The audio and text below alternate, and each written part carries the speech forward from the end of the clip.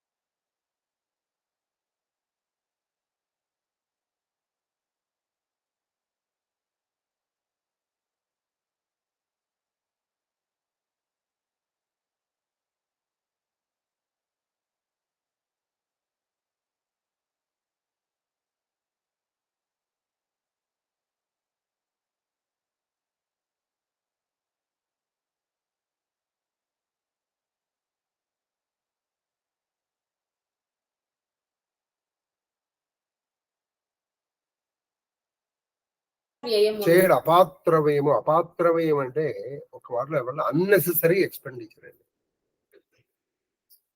అతడు అపాత్ర వ్యయము చేయడు. ఇది ఇప్పుడు ప్రస్తుతం రాజులు నిర్ణయించుకోవాలి. సంక్షేమ పథకాల మీద నువ్వు డబ్బులు పంచి పెడితే పని చేసేవాడు కూడా చేయడం మాని పారేస్తాడు. అది చాలా ప్రమాదకారి. ఎప్పుడు కూడా మనం ఏం చేయాలంటే ఎదటి వాడికి సహాయపడటం కాదు. ఒక 100 రూపాయలు ఇచ్చి వాళ్ళకి అన్నం పెట్టామనుకోండి, వాడు మళ్ళీ రేపు నీ దగ్గరకు వస్తాడు. అదే వాడికి సహజంగా సంపాదించుకునే శక్తిని ఇవ్వటము పరిపాలన అని పెంచుకుంటుంది. ఇది కరెక్ట్ అడ్మినిస్ట్రేషన్. కరెక్ట్ అడ్మినిస్ట్రేషన్ అంటే ఆ శక్తిని ఇవ్వాలి అందరికి. ఒకప్పుడు ఏం చేసేవాళ్ళంటే ఈ సంక్షేమము అభివృద్ధి రెండు కలిపి నడిపేవాళ్ళు. దురదృష్టవశాత్తు ఇది అమెరికా లాంటి దేశాల్లో కూడా ఇది వ్యాపించేసింది. మనం ఏం చెప్తాం చెప్పండి దీన్ని? అమెరికాలో అందరూ ఫుల్ డెవలప్డ్ కదా, అటువంటి దేశాల్లో కూడా ఈ సంక్షేమ పథకాలకి పెద్ద పెట్టేస్తున్నారు. అది లాంగ్ రన్ లో చాలా దెబ్బతీస్తుంది. బహుశా నువ్వు చూడకపోవచ్చు, మీ అబ్బాయి చూడకపోవచ్చు, అప్పుడు చాలా దెబ్బతీస్తుంది. కొన్ని దేశాలు మట్టి కొట్టుకుపోయినాయండి, కొట్టుకుపోతున్నాయి. చరిత్రను పరిశీలిస్తే భారతము కేవలము ఒక ఆధ్యాత్మిక విమర్శం కాదు. ఇందులో టచ్ చేయబడని సబ్జెక్ట్ లేదు. మరి బటన్ నొక్కి డబ్బులు పంపిస్తున్నామండి మాకు ఓట్లు వేయండి అనేటువంటి వాళ్ళని నమ్మకూడదు. అది చెప్పమ్మా. సేయన్ పాత్ర వ్యయంబు. సేయను పాత్ర వ్యయం. పాత్ర వ్యయం అంటే తగిన వాటి ఖచ్చితంగా వేస్తాడు. అవసరమైన చోట వెనకాడ్డు, అనవసరమైన ఖర్చు పెట్టాలి. ఇది సార్ నేను ఖర్చు పెట్టానంటే, ఇప్పుడు నువ్వు 10 రూపాయలు ఇచ్చేవాడిని నాకు, నేను ఏం చేస్తాను దాన్ని ఖర్చు పెట్టాలి. నాకు ఎంతసేపు పడుతుంది? కొన్ని సెకండ్లు పడుతుంది. అది నాకు సంపాదించేటువంటి మార్గం నువ్వు చూపించావు అనుకో, నేను కష్టపడతాను. ఇది చెప్పండి ఎవరికైనా ఓట్లు అడగడానికి వచ్చినప్పుడు, సంక్షేమ పథకాలు వచ్చినప్పుడు, అయినా ఇదిరా నాయన చేయవలసిందని చెప్పండి. పాత్ర వ్యయము. సేయున్ నిజ రక్షాయత్నము. చేయన్ నిజ రక్షాయత్నము. తన రక్షకి కూడా ప్రయత్నించుకున్నాడు, తన రక్ష వదిలేయడు. అందుకే సెక్యూరిటీ ఏర్పాటు చేసుకోవాలి. జట్ సెక్యూరిటీ ఉంటుంది. ఎందుకంటే ఆయన్ని గిట్టని వాళ్ళు ఆయన కొట్టేయచ్చు. గిట్టని వాళ్ళంటే శత్రువులు కొట్టేయచ్చు, మన దేశాన్ని అస్థిరపరచడం కోసం. కాబట్టి ఆ పదవిలో ఉన్నటువంటి వాళ్ళకి సెక్యూరిటీ కంపల్సరీ. తర్వాత నిజరక్షాయత్నం ఎల్ల తెరగుల పాయక ధర్మంబు సేయు. ధర్మాన్ని మాత్రం వదలకుండా చేస్తారు. ఇది రాజు. తర్వాత పాపము తొరగును. పాపము ఇలా చేసినప్పుడు ఆ రాజుకి ప్రత్యేకంగా ఆయన ఈ పాప కార్యాలు చేయడు. ఇంకో విషయం ఏంటి, బ్రాహ్మణుడు చేసినంతగా అతను తపస్సు, జపాలు, వ్రతాలు చెయ్యకపోవచ్చు, చెయ్యలేకపోవచ్చు, కానీ అతనికి సద్గతులు వస్తాయి. అదే డ్యూటీ ఈజ్ డివైన్ అంటే అర్థం. తర్వాత ఆట వెలది ఆచరించు దండం అక్రోధ కాముడై. అది ఆచరించు దండం అక్రోధం. అని శిక్షిస్తాడు. అని శిక్షించేటప్పుడు ఏ విధమైన కోపము ఉండదు వాడి మీద. వాడు తప్పు చేశాడు, దాన్ని శిక్షిస్తాడు. మీరు అందుకే ఈ ఉరి తీసేటప్పుడు ఆ ఉరి తలారి మాట, నాయన నీకు నాకు ఏ శత్రుత్వము లేదు, నీ ప్రాణాలు తీయాలి నాకు లేదు, కానీ ప్రభుత్వ ఉద్యోగిగా నా ధర్మం ఏమిటయ్యా అంటే నేను నిన్ను ఇలా తీసాను, అది నన్ను క్షమించు. తన ధర్మాన్ని నిర్వర్తిస్తాడు. అదంతా చేయును అక్రోధ కాముడై. అంటే క్రోధము ఉండదు, అకాముడై కారుగా ఉండదు.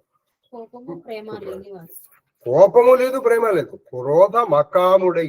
క్రోధ కాముడై కాదు, క్రోధకాముడై. ధాతో కలిపి అంతగా క్రోధకాముడై అంటే అర్థం ఏంటంటే ఇప్పుడు నీకు వీడిని గురి తీయాలి వీడిని గురి తీయాలనే కోరిక ఉండకూడదు. గురి తీసేటప్పుడు వ్యగ్రత ఉండకూడదు. లేదా దండము, వాడిని శిక్షించేటప్పుడు వాడు తప్పు చేశాడు, వాడు నిజం చెప్పాడు, వదిలేశాడు. ఇది మన పోలీస్ వ్యవస్థలో నేర్చుకోవాలి. తర్వాత చార దృష్టి చూచు శత్రు కృత్యములను ఏ విధంగా చూస్తాడు? చారుడు చూసినట్టు చూస్తాడు. అంటే ప్రతి అనుమానంతో చూస్తాడు. ఎంత జాగరూకుడై ఉంటాడు అతను. ఎవరో శత్రు దేశం నుంచి వచ్చి, రాజా మీకోసం నేను ఈ భయంకరమైన బ్రహ్మాండమైన పాయసం తీసుకొని ఇస్తాను చూడండి అంటే వాడు చూడు వెంటనే తీసుకొని తాగడు. అందులో విషయం కలిపేస్తే అది చూడాలి. ఒకప్పుడు ఏం జరిగిందంటే, ఒక చరిత్ర చెప్తాను మీకు. ఒక ఆమెని ప్రేమించి పెళ్లి చేసుకున్నాడు. సరే, మొదట వివాహానికి వాళ్ళకి అడ్డంకులు వచ్చాయి. తర్వాత తండ్రి ఒప్పుకున్నాడు, పెళ్లి చేశాడు. పెళ్లి చేసి ఈయన ఆ శోభనానికి వెళుతున్నాడు. మంత్రి అడ్డుపడతాడు. ఏమిటంటే, నువ్వు వెళ్ళమాట. అదేమిటి చెప్తాను, ఒక్క నిమిషం ఆగు, ఇప్పుడు వెళ్ళేది నువ్వు కొంచెం ఒక గంట ఆగి వెళ్ళావు. సరే, ఈ లోపల ఏం చేశాడు? కరెక్ట్ గా ఈయన లాగానే ఉండే ఒక విగ్రహాన్ని తయారు చేయించి పడుకోబెట్టాడు. పడుకోబెట్టి దాని మీద తేనె రాశాడు, ఫుల్గా తేనె రాశాడు. ఆవిడ గదిలోకి వస్తూనే ఒక కత్తి తీసుకుని ఈయన పొడిచేశాడు. పొడిచేటప్పటికి ఆ పైన ఉన్నటువంటి బాగా తేనె పూసేయడం అది పైకి చింది ఈవిడ మొహం మీద పడింది. ఆ మొహం మీద పడిన ఇలా అనేటప్పటికీ ఆ తేనె నోటి కూడా, అబ్బా నీ రక్తం ఎంత తీగా ఉందయ్యా అనుకుంటుంది ఆ పొడిచిన. నీ రక్తం ఎంత తీగా ఉంది, నేను మా నాన్న మాట నమ్మి నేను చంపేశాను. అందుకని ఆయన చిత్తూరురాజు కూతుర్ని ప్రేమించాడు. అప్పుడు ఈయన అర్థం చేస్తాడు, బాధపడుతుంది. చూసావా? కాబట్టి ఇటువంటివి ఏంటంటే ఇది చరిత్రలో జరిగినటువంటి విషయం. బహుశా ఆ రాజు ఎవరో మీకు తెలిసి ఉండాలి. కాబట్టి నువ్వు ఇలా చేయలేదు అనుకో, ఎప్పుడు జాగ్రత్త, ప్రాణాలు పోతాయి. ముందర ఎవరైనా సరే నువ్వు చాలా జాగ్రత్తగా, నీ జాగ్రత్తలో నువ్వు ఉండాలి. అదే చార దృష్టి అంటారు. తర్వాత శత్రు కృత్యములను ఆత్మదేశ పుర పరివార విధముల ఆత్మదేశ పుర పరివార విధముల అంటే నీ దేశంలో ఉండేటువంటి పుర పరివార విధముల అంటే దేశంలో ఉండేటువంటి, రాజ్యంలో ఉండేటువంటి జనుల్ని, పట్టణాల్లోని ప్రజల్ని సత్య భాషణముల అంటే చాలా ప్రియమైనటువంటి సత్యమైనటువంటి మాటలతో నెగడు, ఎవరిని ఊహో ఎక్కించేయడు. అది సంగతి.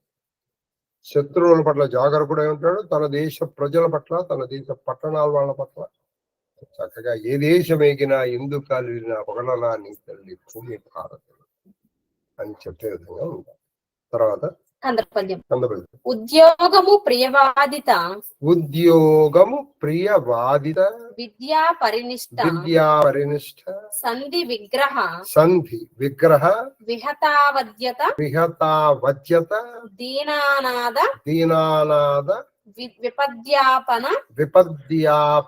విపద్యాపనమాజ్ఞ వెరవు వాటించు తగను. ఇవన్నీ పాటిస్తాడు ఆయన. ఏమిటంటే మొదటిది ఉద్యోగం అంటే ప్రయత్నశీలం ఉన్నట్ట. ప్రియవాదిత, చాలా ప్రేమగా మాట్లాడతాడు.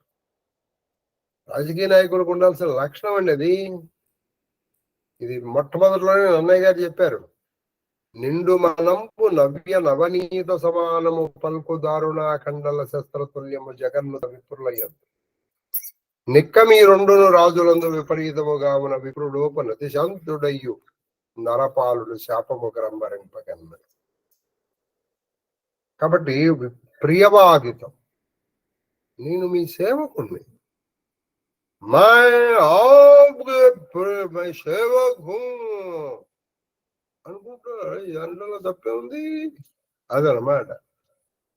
మరి నువ్వు సేవకుడిగా ఉంటున్నావా? అది సరే. తర్వాత విద్యాపరినిష్ట. విద్యాపరినిష్ట అంటే చదువుల యందు మంచి నిష్ట కలిగి ఉండాలి. ఎందుకని నీకు అన్ని తెలిసి ఉండాలి. నీకు అన్ని విషయాలు కొంచెం కొంచెంగా తెలిసి ఉండాలి. విద్యాపరినిష్ట మన రాజ్యాంగం గురించి కానీ మిగతా విషయాలు కానీ అన్ని తెలుసు. తర్వాత సంధి విగ్రహ. సంధి విగ్రహ అంటే ఎవరితో సంధి చేసుకోవాలి, ఏ దేశంతో సంధి చేసుకోవాలి, ఏ దేశంతో మనం విగ్రహము అంటే కొట్లాడాలి, ఏ దేశంతో సిద్ధపడాలి, మనం ఏ దేశంతో సంధి, లేదా ఒకే దేశంతో ఒకప్పుడు సంధి చేసుకోవాలి, ఒకప్పుడు విగ్రహం పాటించాలి. ఆ సమయానుకూలంగా నువ్వు ఉండాలి. తర్వాత విగ్రహ విహతావద్యత. విహత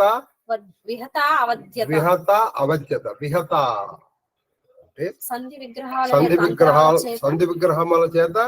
చేత దోషాలు అవధ్యత అంటే దోషము లేదు. విహత అవధ్యత అంటే నువ్వు ఎప్పుడు సంధి చేసుకోవాలి అప్పుడు చేసుకోవాలి. మీకు నేను చరిత్ర కూడా చెప్పిన వాడిని, 32 సంవత్సరాల చరిత్ర చెప్పిన వాడిగా మీకు నేను చెప్పచ్చు. ఒక దేశం కేవలం ఇందుకనే చేసుకోవాల్సినప్పుడు చేయలేదు, చేయాల్సినప్పుడు చేసింది. నాశనం అయిపోయింది దేశం, నాశనం అయిపోయింది. ఒకే దేశంతో సార్డీనియా దేశం పేరు. ఒక ఆయన కరెక్ట్ గా ఒకే దేశం ఒకసారి దాంతో సంధి చేసుకున్నాడు ఒకప్పుడు, మళ్ళీ అదే దేశంతో విగ్రహం పాటించాడు. దీని పేరు ప్రష్యా. ఇప్పుడు Prussia it is a part of Germany. Prussia is a part of Germany. ఇది మీకు ఒక చిన్న 1866లో Austro Prussian war, Austria Prussia దేశాలు ఒకదాంతో ఒకటి కొట్లాడుకున్నారు. ఫ్రాన్స్ తో సంధి చేసుకున్నాడు అప్పటి Russian prime minister Bismarck, Otto von Bismarck అనే. ఇదే దేశంతో కరెక్ట్ గా 4 సంవత్సరాల 1870లో యుద్ధం చేశాడు. దీన్ని ఫ్రాంకో ప్రష్యన్ వార్. కరెక్ట్ గా 4 సంవత్సరాలు. కాబట్టి నీకు ఆ సంధి ఎప్పుడు చేసుకోవాలి, ఎప్పుడు విగ్రహం పాటించాలని ఇది ఉండాలి. కాబట్టి మనకి శాశ్వతమైన మిత్రులు ఉండరు, శాశ్వతమైన శత్రువులు ఉండరు. రాజకీయాల్లో కూడా అంతే కదండి. కాబట్టి turn the pages of history to learn the new things. అటువంటి హిస్టరీని చంపేసేవాడిని ఈ రోజున మనం. హిస్టరీ చదివాడు ఎవడు లేడు. మీరు ఎవరినైనా తీసుకోండి, ఇంటర్ అయిపోయిన తర్వాత ఏంట్రా అంటే ఎంపీసీ బైపీసీ, అసలు ఇంకో గ్రూప్ లేదు. ఒకప్పుడు మేము చదువుకునేప్పుడు కాలేజీకి వెళ్తే ఎన్ని గ్రూపులు ఉండేవి అక్కడ. Science group MPC BiPC. ఇక ఆర్ట్స్కి వచ్చేసేటప్పటికి CEC, HEC, HTC, MEC, BZC. ఈవిడ బీజెడ్సీనే. అలా ఎన్నో రకరకాల కాంబినేషన్స్ లో ఉండేవి గ్రూపులు. అసలు లేనే లేవు. మళ్ళీ ఒక్కొక్కటి కాలేజీలో 10,000, 20 మంది. మరి ఆ లెక్చరర్స్ అందరూ ఏమైపోతారు? అప్పుడు ఆ సబ్జెక్టులు చంపేస్తున్నాం మనం. నీకు హిస్టరీ తెలియదు ఇప్పుడు. అది తర్వాత దీనానాథ విపద్యాపన అంటే దీనుల యొక్క దిక్కులేని ఆపదలు తొలగించడం నీ బాధ్యత రాజుగా. ఆజ్ఞ ఎప్పుడు ఆజ్ఞాపించాలి, వెరవు ఉపాయంగా ఉండాలి, ఇవన్నీ మీరు తెలుసుకోవాలి. ఒక్కొక్కప్పుడు ఒక వ్యక్తిని ఆజ్ఞాపించాలి, అదే వ్యక్తిని ఒకప్పుడు కొంచెం బతిమాలినట్టుగా చేయాలి. ఒకే వ్యక్తి ఒక విధంగా ఉండకూడదు. ఇప్పుడు నీ అవసరము ఎదటి వాడి యొక్క మనస్తత్వాన్ని నువ్వు పఠించాలి. అందుకే రాజుకి అనేకమైనటువంటి కొన్ని విలాసాలు ఇచ్చారు. అది అతనికి తప్పులేదు. అది తర్వాత ఆటవెలది ఆటవెల కయ్యమునకు నెప్పుడు కాలు దవ్వడు కయ్యమునకు నెప్పుడు కాలు దవ్వడు. యుద్ధం చేద్దాం చేయండి. వెళితే మాత్రం వెనక్కి రా. తగవైన రణము సూర్యుడై ఉండదు. తప్పకుండా యుద్ధం చేయడం రణసూరుడై వెలిగిపోతాడు. కయ్యానికి కాలు దువ్వడు, వెళితే వెను తీయడు, వెన్ను చూపడు. యజ్ఞ దాన విధి పరాయణుడై ఉండు. ఎప్పుడు ఈ దేశంలో యజ్ఞములు, యాగములు, దానములు ఇటువంటివన్నీ చేస్తాడు, చేయిస్తాడు. తెరంగు వృత్తము ఇటువంటి ప్రవర్తన ఇది చాలా ఉత్తమమైనటువంటి ప్రవర్తన అయిన రాజులకి అని చెప్పారు. తర్వాత ఈ నీతులకు విరుద్ధములైన పనుల నరకములకు ఇలా ఇప్పుడు నేను చెప్పినట్టు రాజు చేశాడు అనుకో, వాడు స్వర్గానికి వెళ్ళిపోతాడు. దీనికి విరుద్ధంగా ప్రవర్తించాడు అనుకో, ఈ రాజు నరకానికి వెళ్ళిపోతాడు.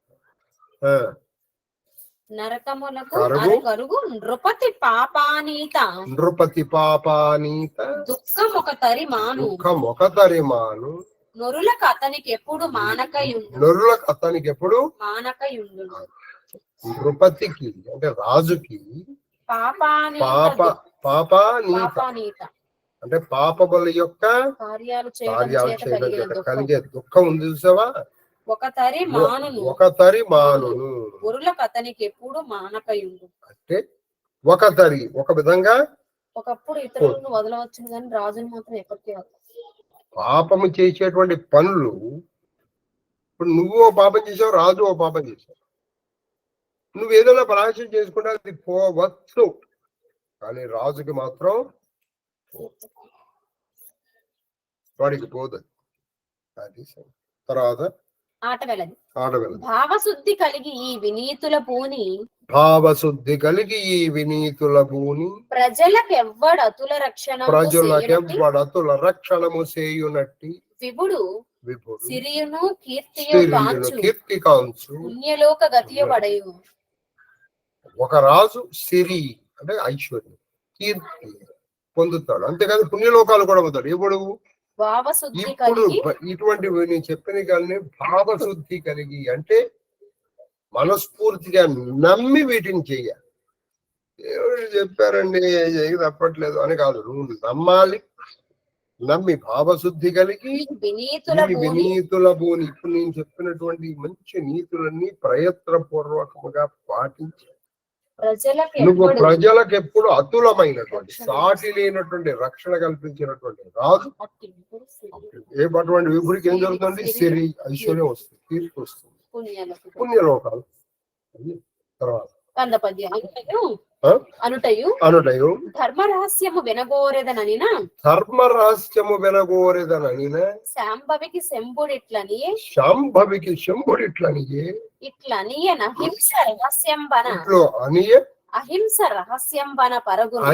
అహింస రహస్యంబన పరగు ధర్మజాతమఖిలమున చెప్పారు. ఇప్పుడు ఇలా వినేసిన తర్వాత అప్పుడు ఆ శాంభవి ఆ శంభుడితో ఇలా చక్కగా చెప్పారు, నేను ధర్మ రహస్యం వినాలనుకుంటున్నాను ఆయన చెప్పారు. ఆ శాంభవికి శంభుడు చెప్పాడు, అమ్మా ధర్మాలు చాలా ఉన్నాయి, నువ్వు రాసుకుంటూ పోతే అలా రాసుకోవచ్చు, కానీ అన్నిటికంటే అఖిలమున అన్ని రహస్యాలు రాజు మాకంటే ఏ రాజు ధర్మ ముఖ్యం అంటే అహింస. మనం అనేక రకాలుగా చెప్పాం. కేవలము ఒక మనిషిని కొట్టటము లేకపోతే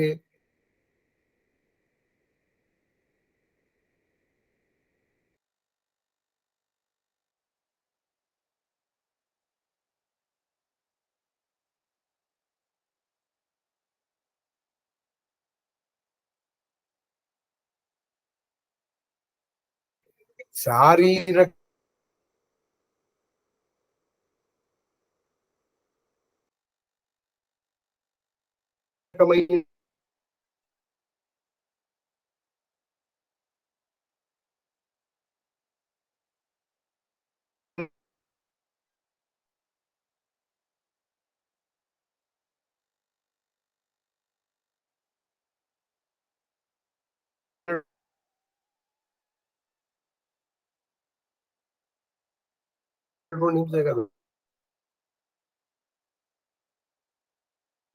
అహింస ఆ విశ్వధాతతో హింసావర్జనం అది హింసావర్జనం ఎందుకంటే అది కదలలేదు కదా, అసలు అటు ఎవరు వెళ్ళలేదు.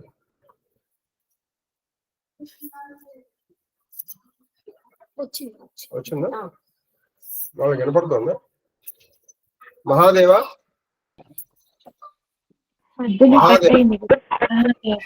కొంచెం కట్ అవుతూ వినబడింది. ఆ రహస్యం సరిగ్గా వినిపించలేదు. మీరు ఇప్పుడు చెప్పిన రహస్యం సరిగ్గా వినిపించలేదు.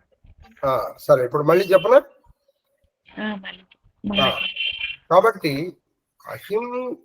ఆ శాంభవి, ఆ విశాలాక్షి ఏముందంటే హింస పరమ రహస్యం మీరు అన్నారు. అహింస బాగుంది, కానీ వాళ్ళు ఎటువంటి వాళ్ళైనా సరే, బ్రహ్మక్షత్రియ వైశ్య శూద్రులు గాని, బ్రహ్మచర్య గృహస్థ వానప్రస్థ లేకపోతే సన్యాసులు గాని హింసని వదిలిపెట్టడం అంత తేలికైన విషయమే కాదు అని నేను అనుకుంటున్నాను. మరి మీరేమంటారు? అహింస చేయాలంటారు. ఎలా? వీళ్ళు వదిలిపెట్టట్లా, వదిలిపెట్టండి మీరు చేయమంటున్నారు అని అడిగింది ఆ తల్లి, ఆ విశాలాక్షి. అహింస తెరంగెరింగింపవే అనినా, అహింస తెరంగెరింగింపవే అనినా, ఆ దేవుళ్ళు అది నీ తలంచిన ఎట్లా, అది నీ తలంచిన ఎట్లా. అహింస తెరకు చెప్పండి. ఇప్పటికి నువ్వు అన్నదే కరెక్ట్ దేవి. ఓ విశాలాక్షి, నువ్వు అన్నది నిజం. హింసని వదిలిపెట్టడం అంత తేలికైన విషయమేమి కాదు. నేలన్ పిపీలిక ప్రముఖంబుల, నేలన్ పిపీలక ప్రముఖంబుల ఆకసంబున మసకాదుల మరియున్ పేను నల్లి సీరపేను లోనైన జంతువులను చంపక ఎవరికి మానరాదట్లుగా తల్లి. హింస కష్టం. ఇప్పుడు నేల మీద పిప్పీలకాదులు, పిప్పీలకం అంటే చీమలు, చంపకుండా ఉండగలవా? ఎందుకని చంపకుండా? నువ్వు అలా నడుచుకుంటావు అయ్యా, నీకు కాలు కింద పడి ఎన్ని చనిపోతుందో నీకేం తెలుసు? ఒకటి. మరి ఆకాశంలో మత్స్యకాదులు అంటే దేవలు, నువ్వు చంపకపోవచ్చు, అదేదో ఇలా అన్నావు, అయిపోయిందా? అలా అనకపోయినా నీ వేగానికి అది సరిపోవచ్చుగా. 3 సీరపేను అంటే తల్లో పేను, సీరపేను, తల్లో పేనులు, నల్లులు మన మంచాలకి పడతాయి. నల్లి, అటువంటి చంపక నువ్వు ఉండగలవా? పాపం పేను చంపితే అహింస అవుతుందిరా అని ఉంచుకోగలుగుతావా? నీకు దురద పడుతూ ఉంటుంది. దురద పడినప్పుడు దాన్ని ఇలా తీసి గోరు మీద ఇలా పెట్టి ఇలా అది టిక్ టిక్ పడు, అది హింస వస్తుంది. నువ్వు దాన్ని చంపడం ఉండగలుగుతావు? పడుకుంటావు. దాంట్లో నల్లులు ఉంటాయి. ఆ నల్లులు ఉన్న మనం నువ్వు పడుకుంటావు? పడుకోలేవు కదా, ఖచ్చితంగా అక్కడ ఉండాల్సింది. చంపక ఎవ్వరికి మానరాదు. అసాధ్యము అన్నపూర్ణ అన్నాడు విశ్వేశ్వరుడు. అట్లు కావున చంపకమాన ఫలము దళంబును తొడిమ బాయుట, ఫలము తొడిమ బాయుట, రాలిన వాని గొంచు నాకలి కెరవేసి గోరసము కార్యమునట్టుల కార్యమునట్టుల ఘోరసము కార్యమునట్టుల నిర్వహించి ఘోరసము కార్యమునట్ల కార్యము నిర్వహించి బుద్ధులు వెలిలేక బుద్ధులు వెలిలేక నిశ్చలత తోయజ పత్ర నిశ్చలత తోయజపత్ర నిభాక్షి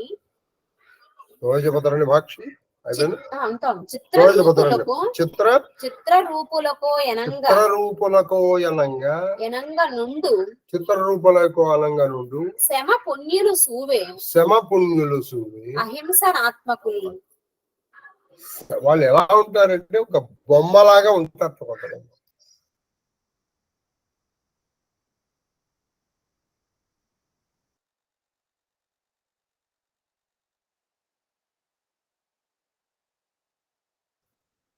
శమము ఇంద్రియ నిగ్రహం కలిగినటువంటి వాళ్ళు ఏం చేస్తారయ్యా అంటే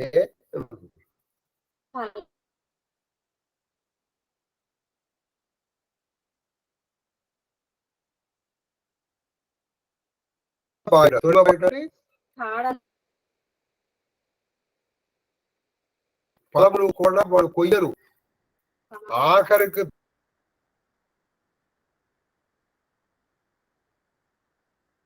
తోడిమతించి దానంతట పడిపోయింది అది. మృత్యోర్ముక్షీయమ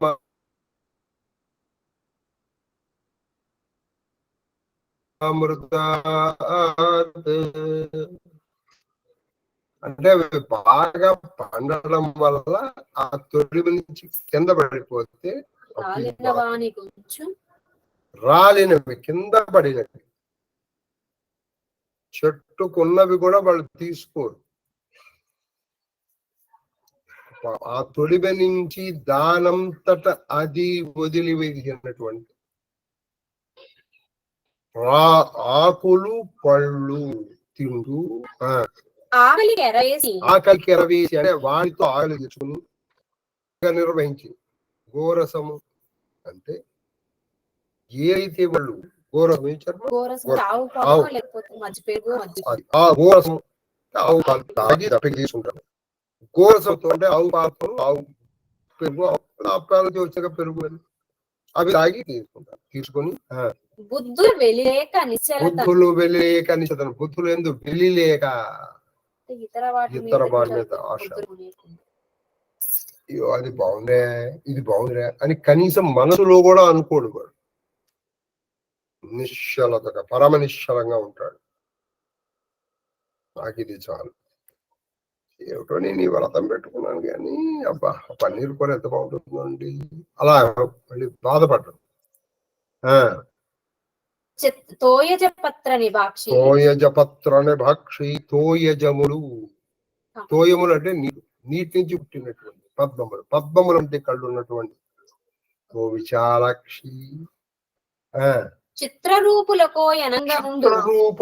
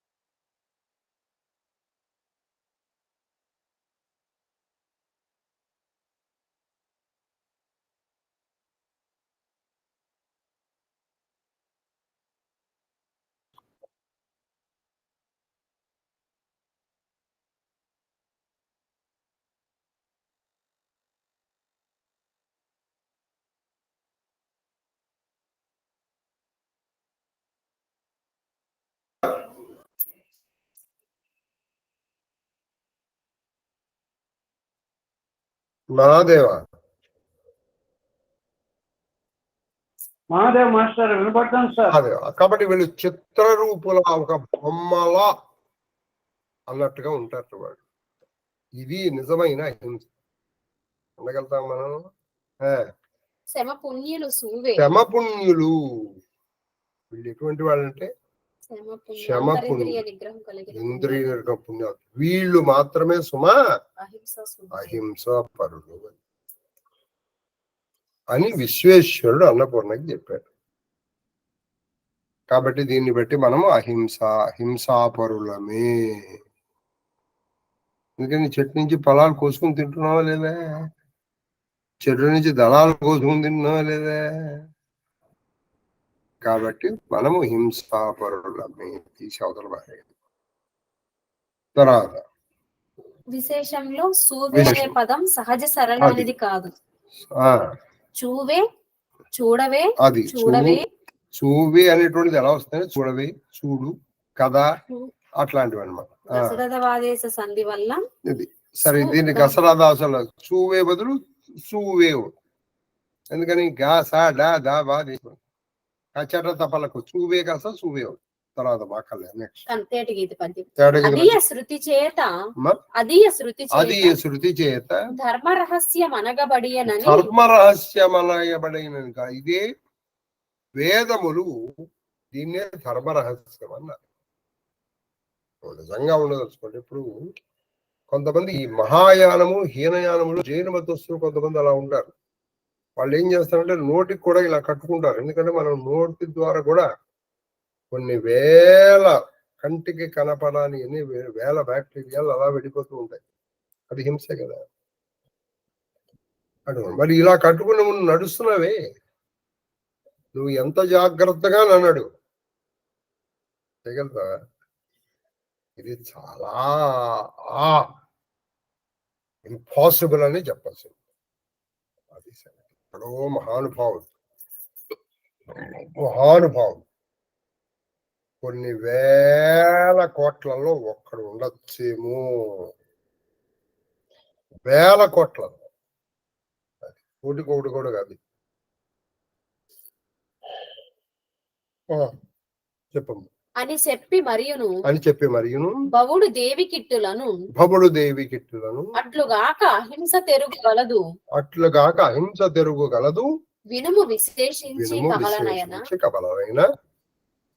దీన్ని శృతి చెప్పింది ఇలా చేయమని. అయితే ఇంత కఠినమైంది కాకుండా వేరే విధంగా కూడా అహింస ఉంది. అది చెప్తాను విను అన్నాడు విశ్వేశ్వరుడు అన్నపూర్ణాదేవితో. ఇలా చెప్తాను. విధి వశంబున మృతి పొందు. ఇప్పుడు చెప్తున్నారు విధి వశంబున మృతి పొందు వివిధ జంతు నిచయము వివిధ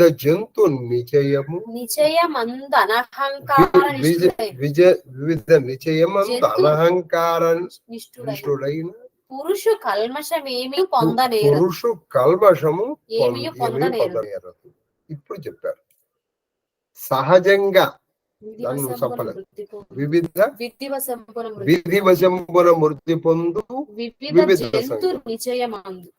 అంటే అది విధి వశాన చనిపోతోంది. నువ్వు దాన్ని చంపాలని చంపుకోవట్లేదు. నువ్వు నీ దారిలో వెళ్తున్నావు, అది అటువైపు నుంచి వెళ్తోంది. నువ్వు దాన్ని చంపాలని ఉందా నీకు? అలా నీ వల్ల చనిపోయినటువంటి జంతువుల వల్ల నువ్వు చంపిన పాపం నీకు రాదు అని చెప్పారు.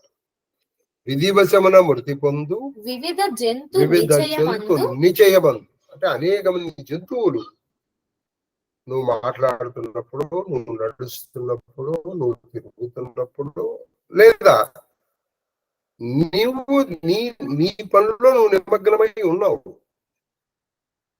దానివల్ల అనేక మంది జంతు జాలము చనిపోతా ఉండవచ్చు. దానివల్ల నీకు దోషము రాదు.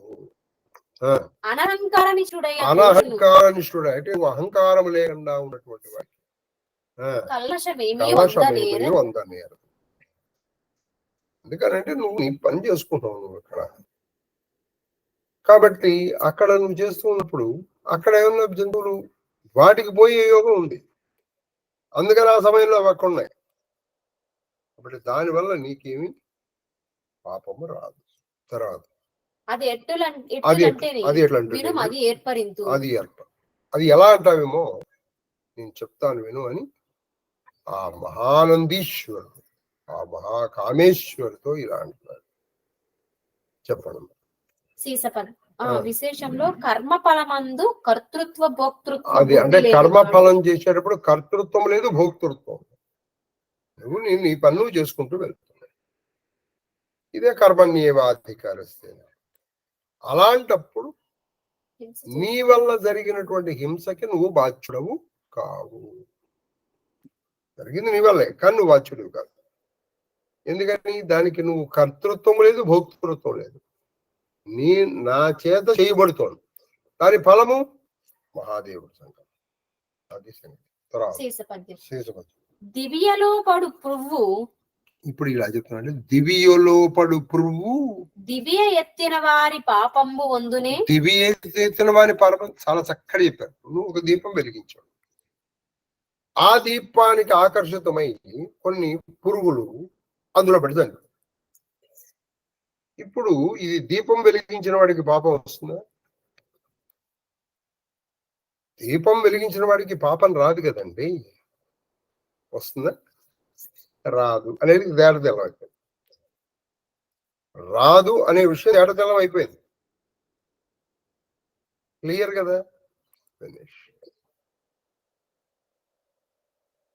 తేటతెల్లం. నువ్వు దీపం పెట్టుకున్నావు, దీపం పెట్టమని ఆయనే కదా చెప్పాడు. భీందాక దానికి దీప పురుగు వచ్చి నువ్వు దాన్ని దీప పురుగుని రమ్మని చెప్పావా? కాబట్టి దానికి అది విధి విషయాలు పోయింది. అయితే దీప పురుగులను చంపడానికి నువ్వు దీపం పెట్టాడు, అప్పుడు నీకు పాపం. దాన్ని చంపటానికి నువ్వు అందుకే అనహంకారం అని చెప్పాడు. అహంకారం. నువ్వు నీ పని నువ్వు చేసుకుంటూ ఉండగా అది విధివశాత్తు వచ్చి చనిపోయి దానికి నువ్వు బాధ్యుడు కాదు. కానీ దాన్ని చంపడానికి నువ్వు పెట్టావు అనుకో, అప్పుడు నీకు పాపం వస్తుంది. తర్వాత ఓపి దున్నం ఓపి దున్న నాగేటి మొనజొచ్చు నానావిధ ప్రాణులను అన్నరు పొందునే అఖము. ఇప్పుడు ఒకడు ఏం చేస్తున్నాడు? నాగలి పెట్టి దున్నుతున్నాడు.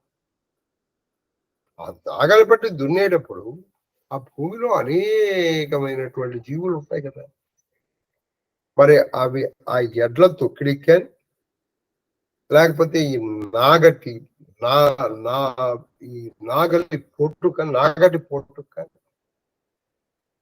లేకపోతే అక్కడ ఉన్నటువంటి ఆ చక్రాల దానికి కానీ అవి పడి చనిపోవచ్చు కదా. కాబట్టి ఇవి చంపుతున్నా, ఇవి ఆ నరుడికి, ఈ దున్నినటువంటి వాడికి పాపం వస్తుందా? వాడు ఎందుకు దున్నుతున్నాడు? వాడు పొలంలో పండించడానికి. అలా పండించకపోతే మరి ఇంత జంతుజాలం బతుకుతుంది. అన్నాద్భవంతి భూతానిగా. నీకు అన్నం పుట్టాలంటే ఇవన్నీ ఉండాలి కదా అన్నారు. కాబట్టి అది వాడికి పొందదు. వాడికి పొందదండి. బహుశా ఈ నాగలికి పడుతున్నా, దానికి పట్టదు. అది దాని పని, అది లాగిందే. ఇందాక దీపానికి వస్తున్నా ఈ పాపం రాదు. ఎందుకంటే దీపం తనంతరం వెలిగిందే. కొన్ని దీపం వెలిగించిన వాడికి వస్తున్నా రాదు, ఎందుకంటే వాడు దీన్ని చంపాలని చంపాడా. కాబట్టి అది దానికి విధివశాత్తు, అది దాని కర్మవశాత్తు అది పోయింది తప్పితే నీకు పాపాలు రావు. తర్వాత తమ పనులు చేయ వారు తమ పనులు చేయ విధాతృవశమున ఆయువు తెగినట్టి జంతువులు చచ్చు. ఎవరి వాళ్ళు పనులు చేసుకునేటప్పుడు ఆ విధాతృవశమున బ్రహ్మదేవుడు వాటి ముఖాన్ని రాసిన ఆయువు చెల్లి ఆ సమయానికి అవి అక్కడికి వస్తాయి. అప్పుడు అది నీకు పాపం ఎందుకు అవుతుంది? ఉదాహరణకి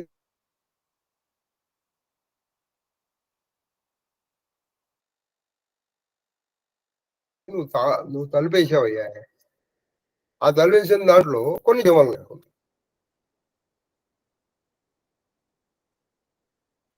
ఇప్పుడు సీమలు సప్పలని ఉద్దేశం అంటే ఇవి వాటికి దానికి వాయువు తీరిపోయింది. అందుకే ఆ సమయంలో అవి అక్కడ ఉన్నాయి, లేదనుకో అవి ఇంకో చోటు ఉన్నాయి. కాబట్టి నీకు ఆ పాపం అంటారు. జంతువుల సచ్చు అది జంతువుల సచ్చు ఏము చంపితిమని ఇంచుక ఏని అహంకారం వారికి కలుగదట్లు కానచూవే వారి కల్మషం అందదు. కాబట్టి ఇన్ని జంతువులు మేము చంపావా? అని వాడే అహంకరించడు. వాడి జంతువు అసలు దాన్ని చంపాలని వాడి ఉద్దేశం కాదు. అందుకని వాడికి ఏ పాపము అంటదు అని ఆ మహాకామేశ్వరితో మహానందీశ్వరుడు చెప్పడం జరిగింది. చెప్తే పుణ్య పాపములకు బుద్ధి మూలమని, ఈ పుణ్యము పాపము, పుణ్య పాపములకు బుద్ధి మూలమని శివుండు మరియును అను హింస ఓలెనై నన్ను హింస ఓలెనై అధిక ధర్మమైన విధము. ఇప్పుడు పుణ్యము పాపమునకు బుద్ధియే కారణం. పుణ్యం చేయాలన్నా పాపం చేయాలన్నా కారణం ఏంటి? బుద్ధి. అయితే ఈ బుద్ధి హింస ఓలెనై అంటే హింసా స్వరూపంతో ఉన్నప్పటికీ అధికమైన విధము. అది హింసా స్వరూపమే, కానీ అధిక ధర్మం. అది ఏమిటో చెప్తాను విను అని చెప్పి ఆ భ్రమరాంబతో శ్రీశైల మల్లికార్జునుడు ఇలా అంటున్నాడు. ఏమంటున్నాడు? దైవగతి చేసి తమకున్ జావవలసి, అది దైవగతి చేసి తమకున్ చావవలసి, గోవులు ఒండు చావులక సద్భావమున రంతిదేవుని కావించు మకమున, అది రంతిదేవుని కావించు మఖమున పసుత గైకొని నిమ్మిన్. అప్పుడు వాళ్ళకి ఇంకో విధంగా తావడం ఇష్టం లేక ఆ రంతిదేవుడు చేశాడు. మనం ఈ కథ విన్నాం. ఆ రంతిదేవుడు చేసే పశు విసర్జనం ఓహో బలు ఇస్తున్నాడు. అప్పుడు గోవుడికి వెళ్ళి చెప్పేవారు, నాయన మమ్మల్ని కూడా చంపారు అంటే చెప్పాడు. మరి నేను మీలో ఏ ఒక్కళ్ళైనా ఎందుకు ఈ చంపేస్తున్నాడు? ప్రాణ భయం అంటే నేను ఆపేస్తాను. సరే, అప్పటికే కొన్ని వేలు చంపేశాడు. చంపడం అంటే ఫలిస్తున్నాడు. వాటికి పుణ్యగతులు వచ్చేస్తున్నాయి. ఒక్కటి అనుకుంది, బాబు ఇక రేపు మన బదిరా అయిపోయింది, నేను ఆపేశాడు. అదే దాన్ని కోస్ట్ రివర్ అని అంటారని కూడా మన తల్లి అది కనుక్కొని చెప్పింది. ఇప్పటికి ఉంది అది. కొన్ని లక్షలు, వేలు కాదు లక్షలు. ఇప్పుడు ఇక్కడ చెప్పండి, మరి గోవులను చంపడం ఒక్కదాన్ని నువ్వు హింసించడమే తప్పండి, అన్ని వేలు చంపారు. కానీ ఇక్కడ వాటి పుణ్యము కోసం చెప్పారు. తన కోసం చంపలేదు ఆయన, వాటి పుణ్యం కోసం చెప్పారు. అందుకని ఆయనకి ఏ విధమైనటువంటి ఇది రాదు. తర్వాత వచనం అనేక సహస్రంబులు అరుగుదించి, అది అనేక సహస్రంబులు అరుగుదించి అనేక సంవత్సరాలు, అనేక వేల సంవత్సరాలు వెళ్ళి కందపద్యం తము విశ్వసించుట, అది తము విశ్వసించుట అంటే తమల్ని బలివ్వటము. విశ్వసించుటకు ఆ పూరముని వేడంగా అతడు రాజీవాక్షి క్రమమున విశ్వసింపగా చర్మములు దరులు కాగా పారే రక్తము నది. ఏమైంది తెలుసా? వీళ్ళు వెళ్ళి కొన్ని లక్షల గోవులు వెళ్ళి, నాయన మమ్మల్ని చంపరా నాయన. సరే వీడు ఆయన అలా చంపుతూ ఉండగా ఏం జరిగిందంటే ఒక రక్తపు నది పారింది. ఆ చర్మం ఏమైపోయింది? చర్మమే గట్టి అయింది. అక్కడ చంపేయడం, ఆ చర్మాన్ని పారేయడం, రక్తం పారిపోతుంది. రక్తపు నదులు పారిపోయింది. కందపద్యం ఆ చర్మణ్వతి అను నది, అద్దుకో దాని పేరే చర్వణ్వతి. ఆ చర్వణ్వతి అను నది గోచరమే వర్ణనమున ప్రియమగు కంపై చవిచేయం బొలిచి అనీచ మహిత సలిలమయ్యి నెత్తురు సుదతి. ఓ సుదతి, ఓ పార్వతి అని ఇప్పుడు ఆ వైద్యనాథుడు చెప్తున్నాడు. ఏమనంటే ఆ చర్వణ్వతి, మరి ఇది ఇంత హింస జరిగింది కదా ఇక్కడ,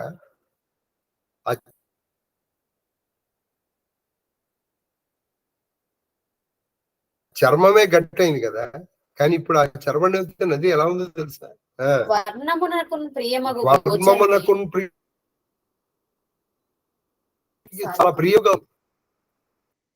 సంతోషంగా ఉంది పార్వతి అంటున్నాడు వైద్యనాథ్. ప్రియమగు కంపై కంపై ప్రియమగు కంపై అంటే చాలా మంచి పరిమళం. కంపు అంటే పరిమళం. ఇప్పుడు మన ప్రస్తుతానికి కంపు అంటే ఏదో చెడు వాసనకి వాడుతున్నాం. ప్రియమగు కంపై చాలా మంచి వాసన వస్తుంది. చెవిచేయం బొలిచి అంటే మంచి రుచికరమైనటువంటి నీచ మహిత అంటే నీచము కానటువంటి మంచి గొప్ప పూజ్యమైన నీరుగా ఉందట. ఇది కాలేదంటావా? ఇప్పుడు చరవణి నదిలో అంతే పుణ్య స్నానాలు చేసి వాళ్ళ పాపాలు పోగొట్టుకుంటున్నారు. మరి ఇక్కడ హింస జరిగింది కదా, మామూలు హింస కాదే అది. ఏదో 1, 2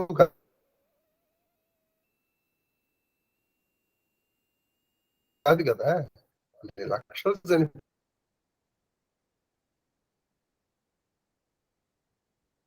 కదా అన్నారు.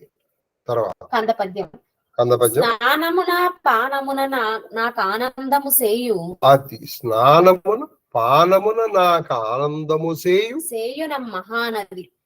అది నేను క్వశ్చన్ చెప్పనా అంటున్నారు. ఎవరు?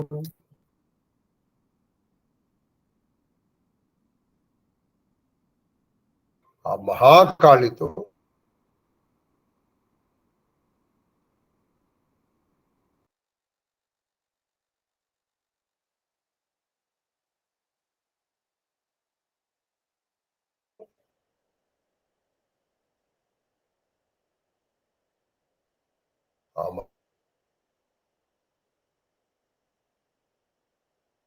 మహాకాళేశ్వరుడు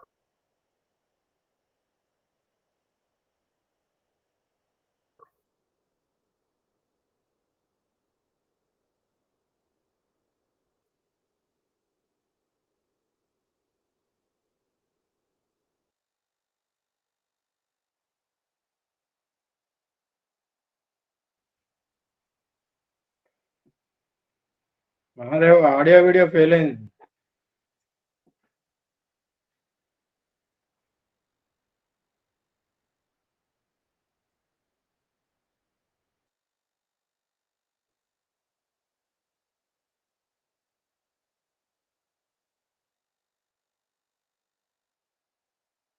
ఆ మహాకాళితో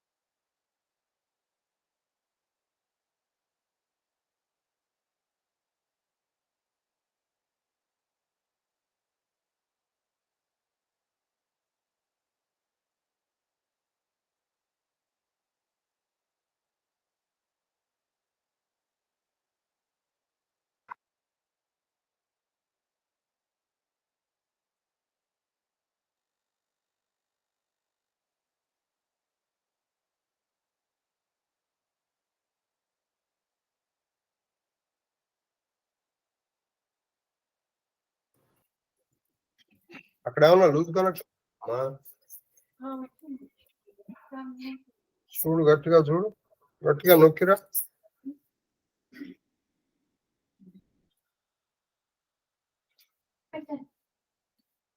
గట్టిగా నొక్కావా? లూజ్ గా ఉందా? సరే, శ్రీ గురుభ్యో. కాబట్టి తను తరబట్టి అక్కడ సంబంధించినటువంటి ఒక ఆ ఓంకార స్వరూపునికి, ఆ ఓంకారేశ్వరుడు, అమలేశ్వరుడు ఇలా అంటున్నారు. ఏమన్నారంటే పరబలముపై నడవి, పరబలముపై నడరి అంటే శత్రు బలముల మీదకి విరుచుకుపడి విజృంభించి, నెత్తురు వర్రులు వార, నెత్తురు వర్రుల వాడ అంటే రక్తపు నదులు, రక్తపు ఏరులు, రక్తపు టేరులు చిందించి వార చంపుదురు దురమున, తురమున యుద్ధంలో వాళ్ళని చంపట్ల పరుసదనంబును, ఆ పరుసదనంబును పుణ్యోత్తరమని వేదములు చెప్పు. ఆ విధమైనటువంటి పరుసుదనము అంటే ఆ కఠినత్వం పుణ్యములకు మించినది. అంటే పుణ్యమే అని చెప్తారు. ఎందుకని? దుష్ట శిక్షణ. దుష్టలను ఎంతమంది మరి శిక్షించకపోతే ఎట్లా? ఇప్పుడు నేను ఇది అహింసకి వెళ్తానంటే ఖరదూషణాదుల్ని 14,000 మందిని చెప్పాడండి రాముడు. అహింస అండి బాగుండదు, అందుకని మనమే పక్కకి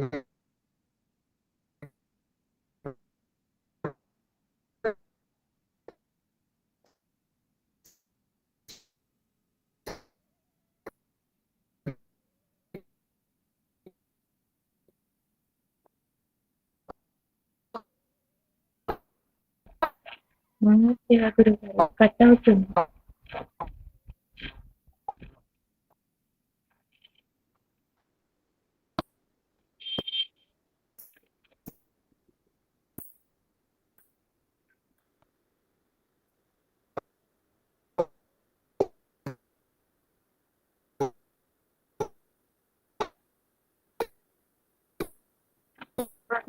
గురుగారు ఆడియో కట్ అవుతుంది.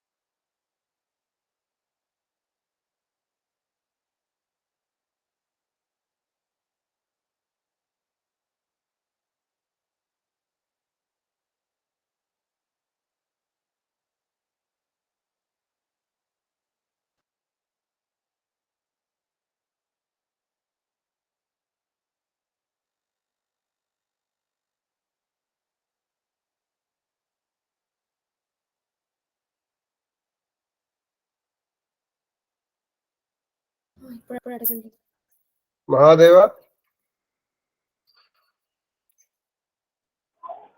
మహాదేవ మహాదేవ ఇప్పుడు వినపడుతుందమ్మా? ఇప్పుడు వినపడుతోంది. మహాదేవ మహాదేవ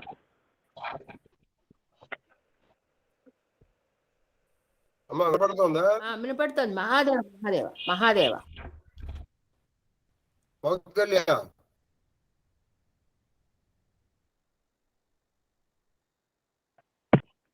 మహాదేవ. అయినా మౌద్గల్య లేదు గురుగారు. గురుగారు ఒక్క నిమిషం, నేను ఫోన్ చేస్తాను గురుగారు.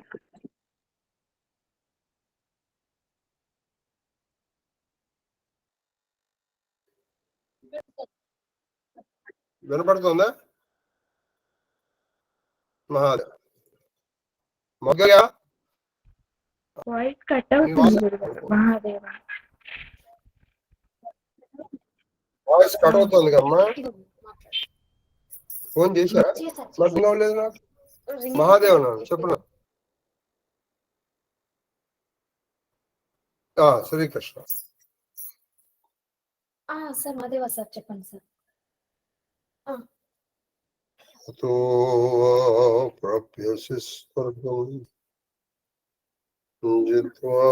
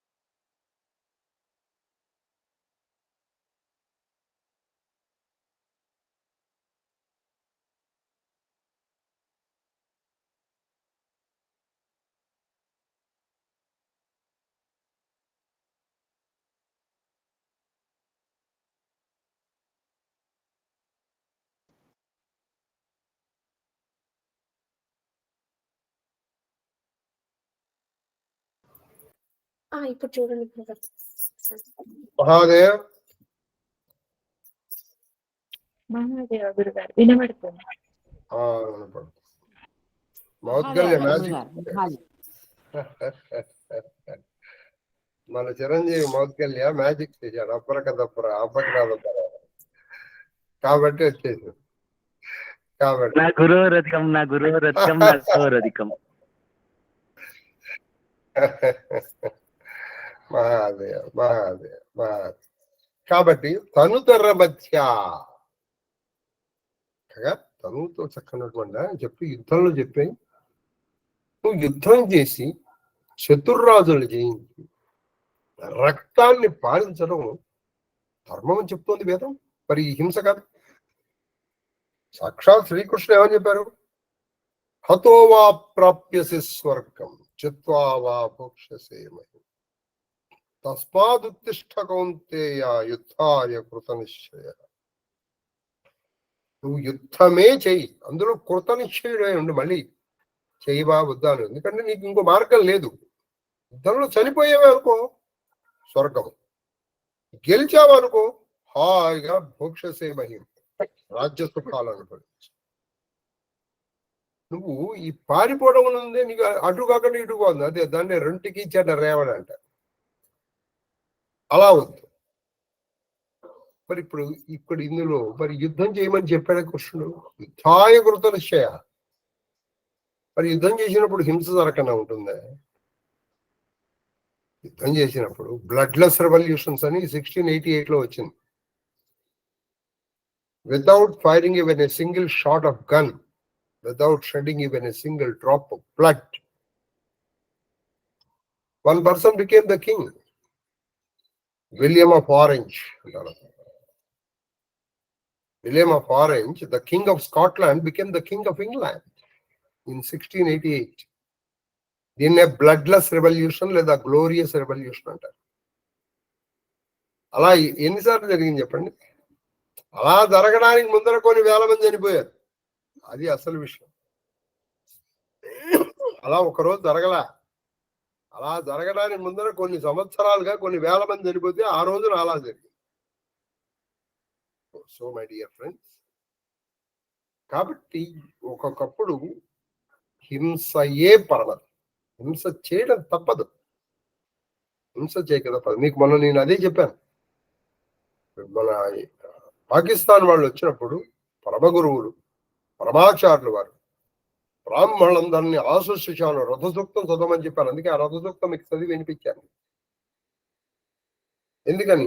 మీరు రథసూక్తం చదివితే ఈ ప్రపంచాన్ని సరింపజేస్తుంది. అది మహాన్యాసంలో వస్తుంది. తర్వాత కందపద్యం.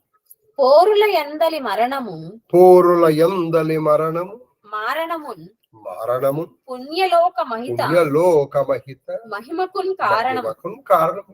ఏంటి? పుణ్యలోకములను, గొప్పదైన పుణ్యలోకాలు రావాలంటే రెండు, ఒకటి పోరుల యందు మరణము లేదా మారణం, సంపటము సావటం. సంపట్టము కూడా మంచిదే, సావటము మంచిదే. ఇప్పుడు దుర్యోధనాథుడు హాయిగా పుణ్యలోకాలకు వెళ్ళిపోయారు. మరి చంపిన వీళ్ళు పుణ్యలోకాలకే వెళ్ళారు. ఎందుకంటే ధర్మం కోసం యుద్ధం చేశారు. అందుకే ధర్మక్షేత్రే కురుక్షేత్రే, అది ధర్మమైన క్షేత్రం, ధర్మక్షేత్రమైనటువంటి అక్కడ చనిపోవాలి. అది సంగతి. ఎరుగు అహింసాకారం బిట్టిదని నీవ కమలదలాక్షి, ఓ కమలదలాక్షి అని చెప్తూ ఆ భీమశంకరుడు ఆ భీమశాంకరితో, ఆ భీమాదేవితో ఇలా అంటున్నాడు. ఏమంటున్నారంటే, నువ్వు అహింస తత్వం ఇది. అహింస అంటే వాడు కొట్టిన ఒక జంప చూపిస్తే ఇంకో జంప చూపించడం కాదు. అది అవసరమైనప్పుడు వాడిని కొట్టకుండా మళ్ళీ చేయడం కూడా అహింస. కాబట్టి ఎదటి వాడి క్రూరత్వాన్ని భరించడం అహింస కాదు. సో దీంతో తేలిపోయింది సత్యాగ్రహంలో ఉన్నది అహింస కాదు అన్న విషయం. సత్యాగ్రహంలో ఉన్నటువంటిది అహింస కాదు. ఇది ఇదే మాట దగ్గరే వాళ్ళిద్దరికీ డిఫరెన్స్లు వచ్చాయి. ఎవరిద్దరికి? మహాత్మా గాంధీకి సర్దార్ వల్లభాయ్ పటేల్, ముఖ్యంగా సుభాష్ చంద్రబోస్. వాళ్ళకి డిఫరెన్స్ అందుకొచ్చాయి. సార్ మనం అహింస అంటే వాడు చంపుతుంటే మనం ఎన్నాళ్ళు పడి ఉంటాం, ఎన్నాళ్ళు చచ్చిపోతాం. కొన్నాళ్ళకి మన సైన్యం తగ్గిపోతుంది, మన బలం తగ్గిపోతుంది అన్నప్పుడు ఈయన వెళ్ళాలి. అప్పుడు ఆయన పక్కకు వచ్చేసాడు సుభాష్ చంద్రబోస్. ఆజాద్ హింద్ ఫౌజ్ అని పెట్టుకున్నాడు ఆయన. అది సరే, నేతాజీ సీసపద్యం అని చెప్పి వెండి హరుడు పార్వతి తోడ ఇలా చెప్పినటువంటి ఆయన ఇంకా ఇలా అంటున్నాడు. ఇది ఆ కృష్ణేశ్వరుడు, ఆ కృష్ణేశ్వరితో ఇలా అంటున్నాడు. ఏమంటున్నారంటే, వేటకు నెలయుట అగము కాదు, అంటే వేటకు వెళ్ళటం, జంతువులు వేటాడటం పాపం కాదు. ఎప్పుడు? సంవత్సరంలో ఏదో 1-2 సార్లు ఆ జంతువుల యొక్క పాపులేషన్ పెరిగిపోయి అవి జనాలను అయిపోతున్నాయి. ఉదాహరణకి మనము ఇప్పుడు ఇవాళ చూసాం, తమిళనాడులో కొన్ని ఏనుగులు బయటకు వచ్చాయి. అందులో ఒక ఏనుగు దారి తప్పింది. అది ఇప్పుడు బ్రహ్మాండమైనటువంటి బీభత్సం చేస్తుంది. స్కూటర్ మీద వెళ్ళిపోతుంటే ఆ వెనకాల ఉన్నటువంటి ఆడ మనిషిని పట్టుకుని లాగి కింద పడేసి తొక్కి చంపవుతారు వారి. ఇప్పుడు నువ్వు దాన్ని పట్టుకోవడం ధర్మమా? అవసరమైతే దాన్ని చంపడం కూడా ధర్మమే. ఇప్పుడు అలాగే ఆ మధ్యలో మన చిరుతపులను పట్టుకున్నారు కాబట్టి అది జనముల మీదకి వచ్చి పడుతున్నప్పుడు వేట ధర్మమే అవుతుంది. నీ కోరిక, నీ సరదా తీర్చుకోవడానికి నువ్వు చంపడం ప్రారంభించావు అప్పుడు అది అర్థం. కాబట్టి అహింస అంటే చంపటము కాదు, లేదా వాడి క్రూరత్వాన్ని భరించడము కాదు. మనకు అర్థం కావాలి విషయం. సస్యములు మృగముల చేత నశించు. సస్యములు మృగముల చేత నశించు. జగమెల్ల నిర్మనుష్యంబు కాగా. జగమెల్ల నిర్మనుష్యంబు కాగా. కోరు మృగములు. కోరు మృగములు. సస్యములు ఏం చేస్తాయి? మృగాలు తినేసావు. జగాలన్నీ ఏమనుకుంటాయి అంటే అసలు మనుషులు ఉండకుండా పోతే బాగుండు అనుకుంటాయి మృగాలు. ఎందుకంటే మిగతా సత్యాలు ఉంటాయి. ఆ మృగాలు కోరుకుంటుంటాయి ఆ మనుషులందరూ చచ్చిపోతే దరిద్రం, నిర్మనుష్యం. ఎందుకంటే సస్యములు మృగాలు తింటాయి.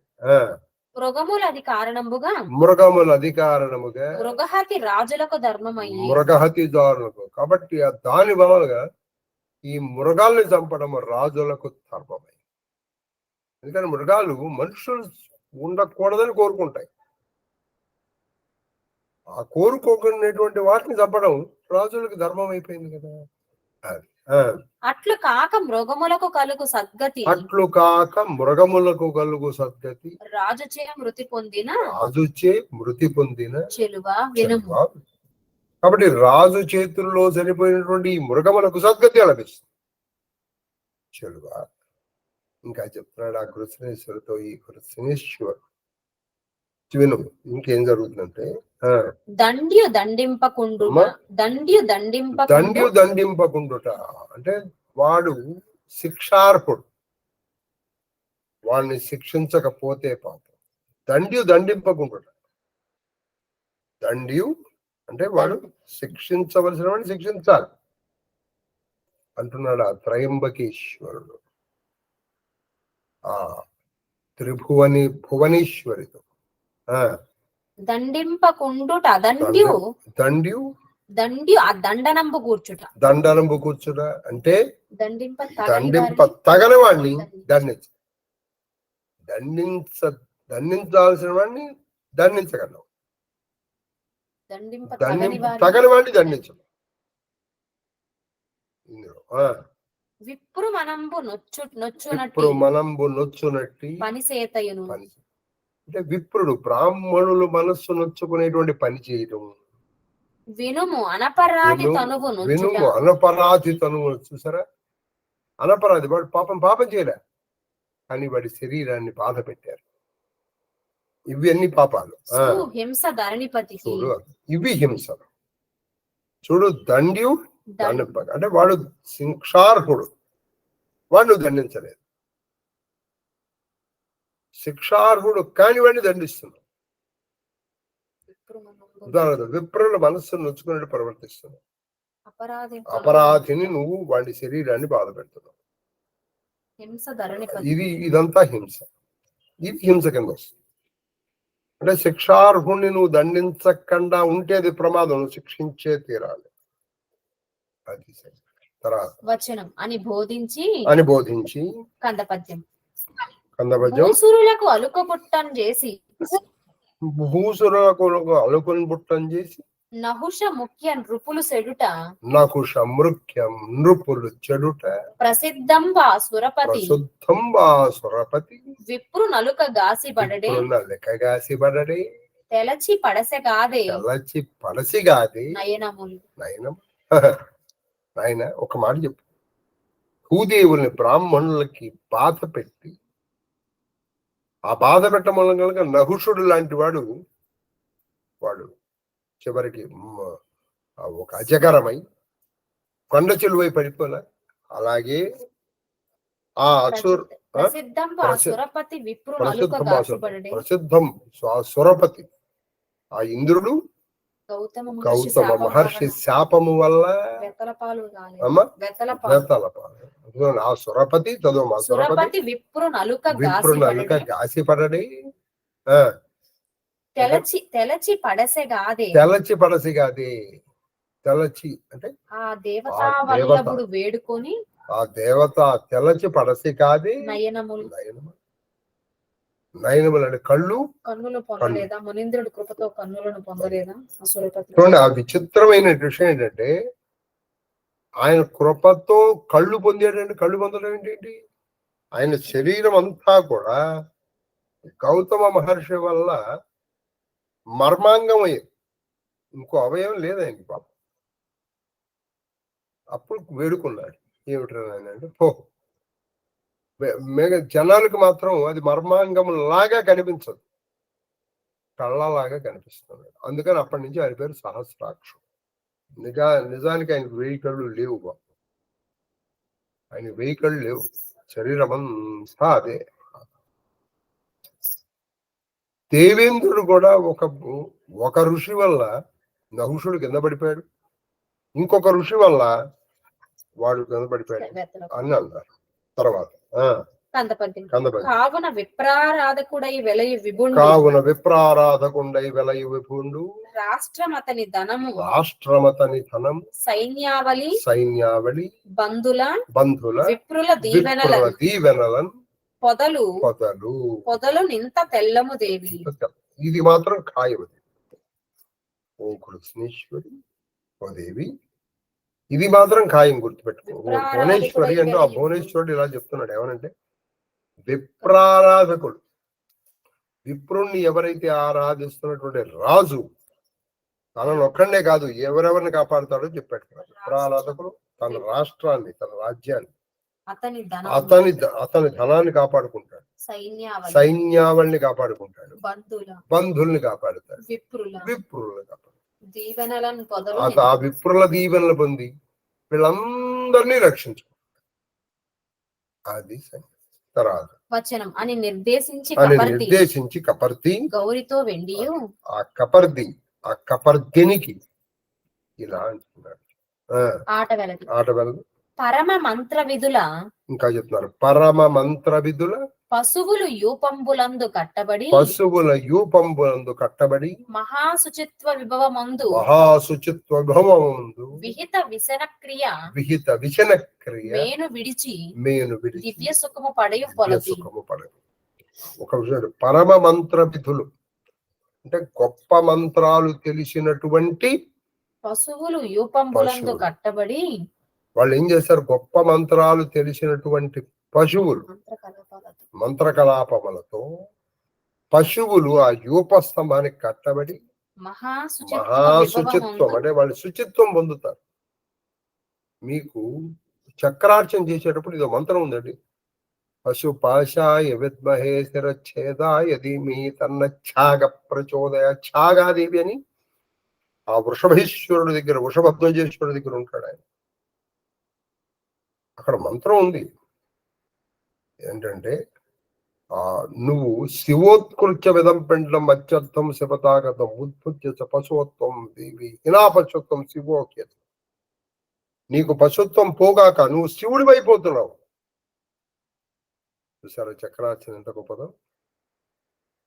నువ్వు శివుడు అని అక్కడ మనం బలిస్తాం. అయితే ప్రతిసారి చక్రార్చనకి ఇవ్వలేం కాబట్టి దానికి బదులుగా ప్రత్యామ్నాయంగా అల్ల ముక్కలు వాడతాం. మనం అక్కడ ప్రత్యామ్నాయంగా అల్ల ముక్కలు వాడతాం. నువ్వు శివుడి అయిపోతావు అని చెప్పేసి అలా పశువుల్ని చంపడం ఏం తప్పు కాదు. ఆ పశువులు ఏం జరుగుతుంది అంటే శుచిత్వాన్ని పొందుతాయి. శుచిత్వాన్ని పొంది మహాశుచిత్వం గొప్ప శుచిత్వం గొప్ప పవిత్రత వచ్చి విహిత విశనం అంటే చక్కటి శాస్త్ర సమ్మతమైన విచన బలి దాంట్లో కను వదిలేసి దివ్య సుఖము పొడయు. దివ్య సుఖాలను పొందుతాడు ఆ జీవుడు.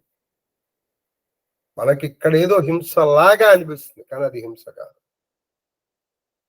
అందుకే కామాఖ్యలో అది చెల్లుబాటు. కామాఖ్యలో చెల్లుబాటు. ఇప్పటికి కూడా మీరు చక్కగా ప్రతి దశ మహావిద్య దగ్గర మీకు ఆ ముందర యోపస్తంభం కనిపిస్తుంది.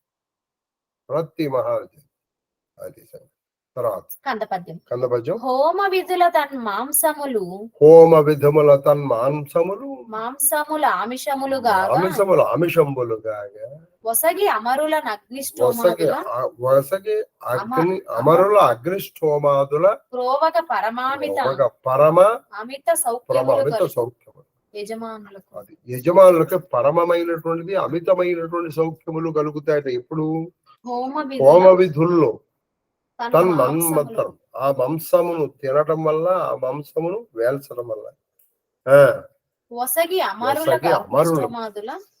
ఆ దానికి అమరులకు వచ్చి వాళ్ళు తీసుకుని అగ్నిష్టోమము అంటే అగ్ని క్రియలు చేసుకోవడం వల్ల ప్రోవగా పరమామిత సౌఖ్యములు ప్రోవగా అంటే అగ్నిష్టోమ పోషించ అంటే ఈ అగ్నిష్టోమములో జంతు హింస అంటే ఆ పశువుల్ని బలివ్వడం వల్ల అందులో కొంత తీసుకోవాల్సి ఉంటుంది. దానివల్ల అది హింస ఏమి రాదు. దానికి పుణ్యము, వీడు చేసిన వాడికి కూడా పుణ్యం. తర్వాత 72 పద్యాలు. అయ్యో 72 అంటే మనం ఏం చెప్పామంటే 27 చెప్పాం. సరే కానీ నేను 81 వరకు చెప్తామో అనుకున్నాను. ఇంకో 27 చెప్తే రేపు 99 సరే కానీ రేపు కూడా ఉంటుంది. ఆ తర్వాత ఏం మహాదేవ.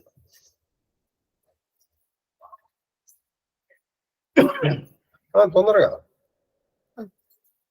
ఇవాళ కొంచెం బ్రేకులు వచ్చాయి మరి, లేకపోతే 81.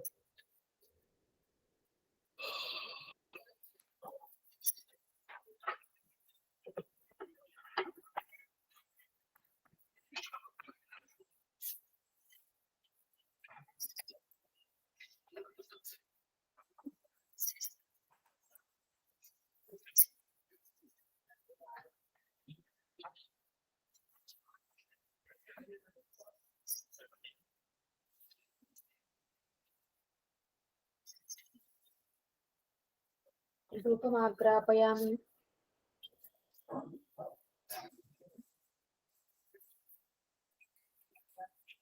సాక్షాత్ దీపం దర్శయామి.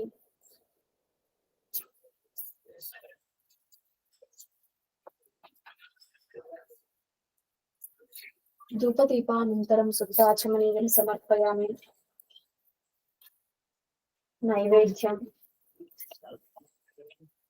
ఓం భూర్భువస్సువః సర్వచైతన్య రూపాంత మాద్యాం విద్యాం చ ధీమహి బుద్ధి జ్ఞాన ప్రచోదయాత్ ప్రోక్ష పరికించ హరతంత్వాసక్యేన ప్రశ్నించామి. షోడశ సహస్ర భార్యా సమేత అష్టపట్టమంజీ పుత్ర పౌత్ర పరివేష్టిత శ్రీకృష్ణ పరమాత్మనే నమో నమః. కదలీ ఫలాన్ నివేదయామి.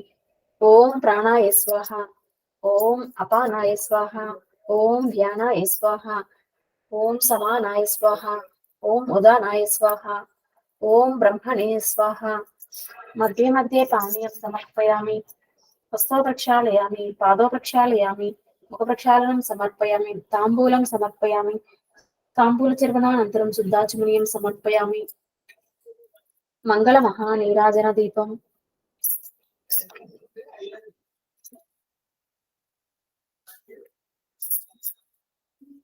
సజల జలద నీలం వల్లవీకేలోలం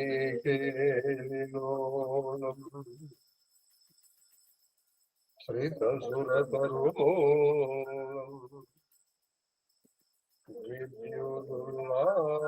విద్యుదుల్లాభిషేకం సురవిపులకాలం తన్మనోబింబీతం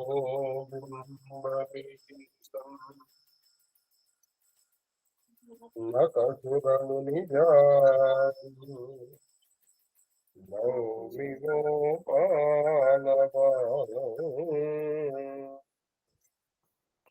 ఆనందమంగళ కర్పూర నీరాజన నీరాజనానందరం నమస్కారం. హర నమో పార్వతీపదే హర హర మహాదేవ హర. హారికి నంద గోకుల విహారికి చక్ర సమీర దైత్య సంహారికి భక్త స్వం దుఃఖ పరిహారికి గోపనితంబిని మనోహారికి దుష్ట సంపదపహారికి ఘోషగుటీపయోకృతాహారికి బాలకగ్రహమహసుర దుర్వనితప్రహారికి చామరం విజయామి స్వస్తి ప్రజాభ్యం పరిపాలయంతాం న్యాయేన మార్గేణ మహిమహీజా స్వస్తిం లోకా సమస్తా సుఖినో భవంతు గర్భే వర్షతు పర్జన్య పృథివీ సస్యశాలిని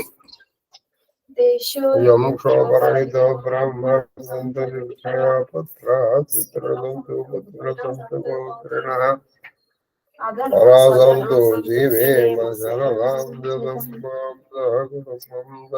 పరివారం రక్షంతు సర్వే జనాందు సర్వజో పరివారజ ధర్మబద్ధమనోరథమనసిద్ధిరస్తు కరోనా భార్భజనాదోస్తు ధర్మజయోగో ధర్మం ధరీకస్తు గురవే కుసుమాంజలి మహాదేవ మహాదేవ మహాదేవ మాస్టరు మహాదేవ మహాదేవ మహాదేవ మహాదేవ మహాదేవ మహాదేవ శాస్త్రి గారు మహాదేవ మహాదేవ మహాదేవ మహాదేవ మహాదేవ మహాదేవ నాయనా కేక్యూబ్ మొట్టమొదటిగా స్పందించిన కేక్యూబ్ ఫలితముగా ఇంకొక చిన్న విషయం అంటే 5 అయిపోయారు. ఇంకా ఎవరికి అవకాశం లేదు. అవకాశం లేదంటే ఇచ్చే అవకాశం లేదు. హాయిగా పాల్గొని చక్కగా మీ మనందరి గోత్రనామాలతో మనం చేసుకుంటాం చాలు. ఈసారి ఎప్పుడైనా మళ్ళీ చేసినప్పుడు మీ అందరి దగ్గర తీసుకుంటాం. లేదండి గురువు గారు మాకు ఇవ్వాలి, తప్పకుండా ఇవ్వండి. నేను చెప్పినంత ఇవ్వండి. 11 రూపాయలు ఇవ్వండి చాలు. మహాదేవ్ మహాదేవ మహాదేవ మహాదేవ గురువు గారు. శ్రీలలిత 10-11 వచ్చే ప్రయత్నం చేయి. అలాగే గురువు గారు, అలాగే వచ్చే ప్రయత్నం కాదు, నువ్వు రా తప్పకుండా. అలాగే గురువు గారు. తప్పకుండా. మహాదేవ మహాదేవ్ గురు గారు. మహాదేవ్ మహాదేవ్ మరొక మాట ఎలాగో వచ్చింది కాబట్టి చెప్పేస్తున్నాను. నాతో పాటుగా మన రాంభట్ల మాస్టారు, కామాక్షమ్మ గారు కూడా ఈ వ్రతాన్ని చేసుకుంటున్నారు. ఇవాళ్లే వాళ్ళు చెప్పారు, అందుకే నేను అనౌన్స్ చేస్తాను. ఈ వ్రతాన్ని 2-3 కలిసి చేసుకోవచ్చు. నాకు తెలిసి మన పోపూరి హనుమత్ సీతారామకృష్ణ శాస్త్రి గారు కూడా వారి వియంకులు వారు కల్లూరి వారితో కలిసి చేసుకున్నారని నేను అనుకుంటున్నాను. am I right sir? అవును సార్. సార్ నేను చెప్పింది నిజమేనా? అవును సార్, అవును. 2 కలిసి చేసుకోవడంలో తప్పేమీ లేదుగా. అయ్యా మహాదేవ, 4 చేసుకోవాల్సింది 2 అయింది సార్. నాకు చాలా ప్రమానందంగా ఉన్నటువంటి విషయం ఏంటంటే, ఏ దానము కూడా ప్రత్యామ్నాయం కాకుండా ప్రత్యక్ష దానం చేసేటువంటి అవకాశం ఆ మహాదేవుడు మాకు కల్పించారు. ఇబ్రహీంపట్నంలో చక్కటి ప్రదేశంలో ఒక 120 గజాలు తీసుకోవడం జరిగింది. అందుకే అందరికీ అవకాశం ఇచ్చాను. 120 గజాల్లో 60 గజాలు నేను అట్టే పెట్టుకుని మిగతా 60 గజాలకి అవకాశం అందరికీ ఇచ్చాను. 10 గజాలు 10 గజాలు 10 గజాలు చొప్పున. ఎందుకంటే ఇవ్వదలుచుకుంటే కనీసంలో కనీసం 10 గజాలు ఇచ్చాం. అలానే ఇన్ని రిజిస్ట్రేషన్స్ ఏముండవు, కానీ మహాదేవుడికి తెలుసు కదా. నేను నా పేరును కూడా రిజిస్టర్ చేయించుకోదలుచుకోలేదు. ఎవరికైతే దానం ఇవ్వబోతున్నామో వాళ్ళకే వారి పైన డైరెక్ట్ రిజిస్ట్రేషన్. ఆ రోజున సంకల్పంలో మనందరం ఉంటాం కాబట్టి మీరు చూస్తారు. మహాదేవ మహాదేవ మహాదేవ. మహాదేవ్ గురువు గారు. మహాదేవ్ మహాదేవ్ మహాదేవ్ తల్లి కామాక్షమ్మ గారు. మహాదేవ్ మహాదేవ్ మహాదేవ్ అండి. మహాదేవ్ మహాదేవ్ మహాదేవ్. తమ్ముడు గారు దేశానికి నమస్కారం. అమ్మా దీని అంతటికీ కారణం మీరు. ఈ 6గురికి అవకాశం 5గురికి అవకాశం రావడానికి కారణం మీరు. అలా మీరు చెప్పి ఉండి ఉండకపోతే నేను అవకాశం ఇచ్చి ఉండి ఉండేవాడిని కాదు. ఈసారి నేను చాలా కాలం పాముగా ఉన్నాను. ఇక పెద్దవారు మీ మాట లేక. లేదు, మాకు కూడా అవకాశం ఇవ్వాలి కదా, మేము కూడా పాల్గొనాలి. మహాదేవ్ మహాదేవ్ మహాదేవ్ మహాదేవ్. మహాదేవ గురువు గారు, మీ పాద పద్మములకు నా శిరస్సు వంచి ఎత్తుకోట నమస్కారాలు. అమ్మగారి పాద పద్మములకు నా శిరస్సు వంచి శతకోట నమస్కారాలు. మహాదేవ మహాదేవ మహాదేవ్. మహాదేవ్ మహాదేవ్ మహాదేవ కన్నప్ప. మహాదేవ గురుగారు. మహాదేవ మహాదేవ మహాదేవ మహాదేవ మహాదేవ్ మహాదేవ్ మహాదేవ్ నాయన చిరంజీవి మౌద్గల్య. మహాదేవ్ మహాదేవ్ మహాదేవ్. చెప్పు గురుతాత అని చెప్పు. మహాదేవన్ గురుతాత మహాదేవన్ అను చెప్పు. తాత గురుతాత తాతావు అంటే గురుతాత గురుతాత మహాదేవన్. మహాదేవ అమ్మమ్మ తాత కాదు మహాదేవ.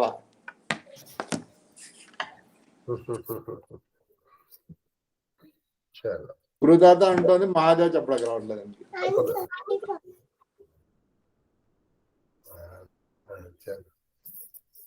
ఆఫ్ చేస్తాను.